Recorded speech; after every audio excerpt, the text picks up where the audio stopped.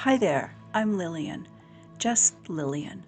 I'm not a psychologist or a theologian. I haven't been to Bible college or any place that might give me some kind of credentials that separate me out as especially holy in knowledge. Who I am is a survivor. I'm a sister in Christ who believed all the Christian teachings on marriage and lived them out. I ended up trapped in an abusive marriage for almost 34 years, not even realizing it was abuse. That last phrase, not even realizing it was abuse, isn't something to brush aside the way I did for so many years. If your marriage has lots of conflict, it might be the key to understanding your own situation. Through that journey, I've accumulated some interesting and some disturbing knowledge about how wolves in sheep's clothing can stay hidden in marriage and even thrive within the Christian community and churches. This clip is taken from my main video titled Function versus Emotions: How Understanding This Difference Can Save Your Marriage. You can find the link for that in the description box and at the end of the video. But that's not the message that the shepherds send to Christian wives. They've twisted it to send the unspoken message that if they don't feel like sex, they're told that they should feel like sex. And if they don't, they should pretend that they do. That they should make their bodies pretend they're being cleaved to just start doing it, and the feeling will follow. That's a masculine interpretation. It's a man that does good, then feels good. It's the complete opposite for a feelings-based creature. Can you see how destructive that is to the way God designed his daughter's femininity to be embodied?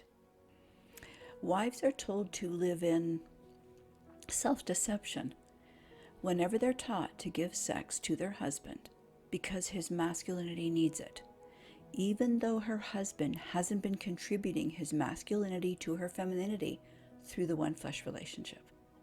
When it comes to a one flesh relationship, feeling like a female is what's most important to a woman, and she feels like a woman when she experiences attachment that's made through the connection of being cleaved to. Being cleaved to is the literal magic formula for true, healthy, feminine arousal. There's nothing else. There's one time in a month that a woman might desire sex like a man, like overtly like that. It's when she's ovulating, but that's the exception. Can a woman make herself aroused? Yes. It's called faking it, and every woman listening here knows exactly what I mean.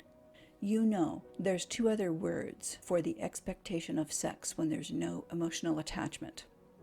When sex is seen as an entitlement instead of a pursuit of connection. When sex is owed to a man as a functional job without the contribution to the feminine needs and requirements of a relationship. When a man just wants to receive the act of intercourse.